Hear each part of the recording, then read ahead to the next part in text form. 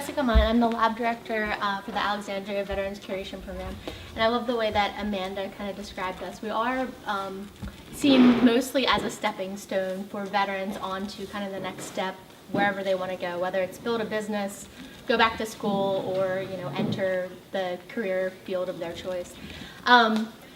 So we are a 5-month program. It's a paid, we call it a training opportunity, because you end up building a lot, learning a lot, and building a lot of transferable skills, things like database management, scanning digital, creating digital documents, things like that. And this is all through curating archaeological collections.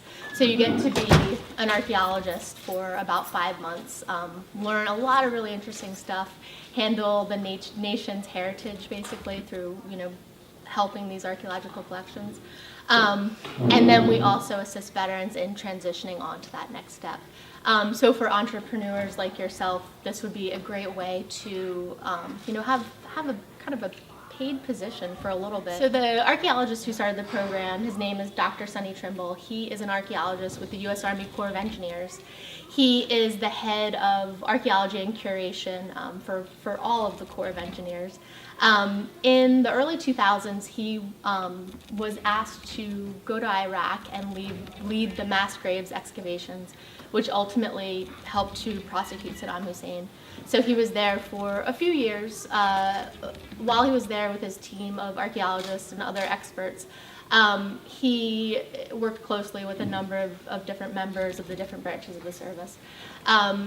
They basically set up, a safe spot for them to be able to do their work, and really facilitated everything that Dr. Trimble was able to recover and really examine while he was in Iraq. He built relationships with these people. He saw them on a daily basis, and he put the lives of not only himself but his team in their hands on a daily basis. So you can imagine the trust and the respect that he had for those individuals. And then he came back to the U.S. and he started to try to catch up with some of these service members who had met when he was over there. And he started to find out that, a lot of them weren't doing so hot. They were trying to, it's the same story that we hear in the news all the time. They're transitioning, maybe they're already veterans, but they're just not finding the support or the jobs, job assistance that they really need. So he wanted to do something about this. At the same time, he also had this other issue. Being the head of archaeology for the U.S. Army Corps of Engineers, he is responsible for all of the archaeological collections. To put that in kind of perspective for non-archaeologists, you probably think of maybe the Park Service as the federal kind of agency that handles a lot of the archaeology in the country. Their collection is very small compared to the Army Corps of Engineers collection. We have a very, very big collection because they do so much construction. They're always fixing a dam. They're always building a new levee. They're always trying to make rivers, easier to navigate. So there's a lot of work that goes on. Whenever federal land is being impacted, of course there has to be an investigation to figure out if we are impacting any archaeological resources. So all of the archaeology that comes out of the ground goes to Dr. Trimble, essentially, and he's responsible for caring for that. A lot of the federal regulation that was put into place to care for these archaeological collections was put into place after many of these sites were excavated. So in reviewing all of his collections, he found that a lot of those collections were not up to standard.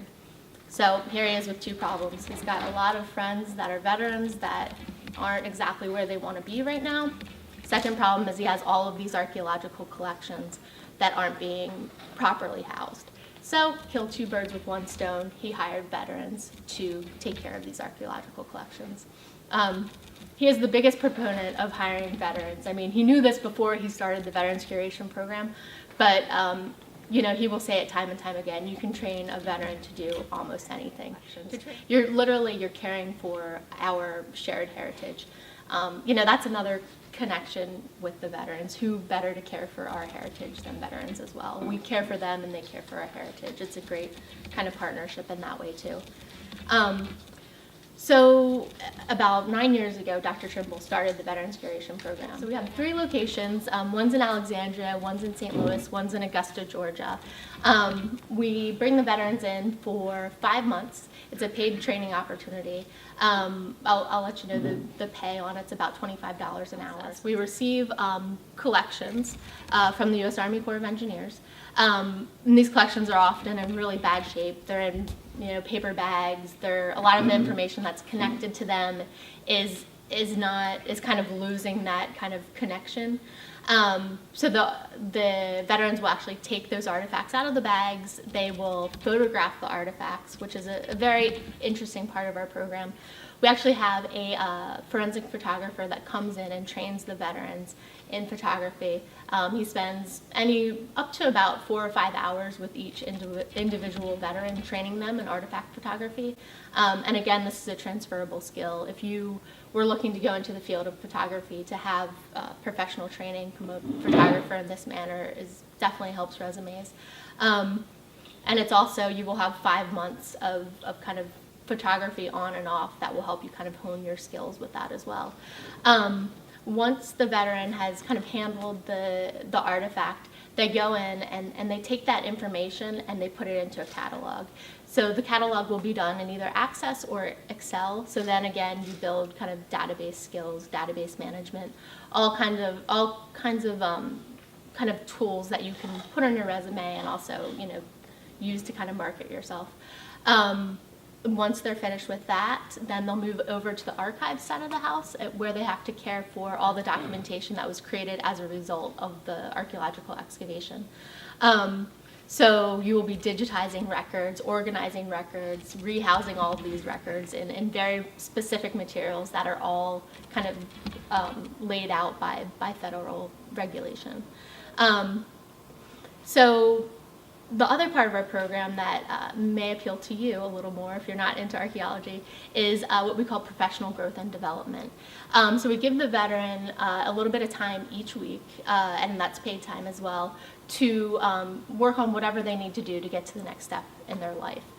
We help with resumes, cover letters, we help do job searches, we do mock interviews, and I think kind of the real benefit of our program, because if we're honest, there's a lot of organizations that offer that help as well. But the benefit of our program is that we see the veteran every day. So the veteran works with us anywhere. We offer part and full-time positions. So the veteran will work with us anywhere between 20 and 40 hours a week.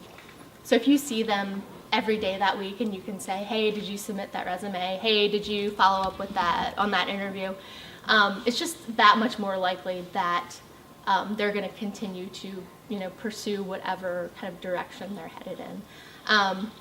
And then also on top of that, a lot of times while the lab managers do a lot to help, oftentimes it's the other veterans who end up helping the other veterans in the program even more.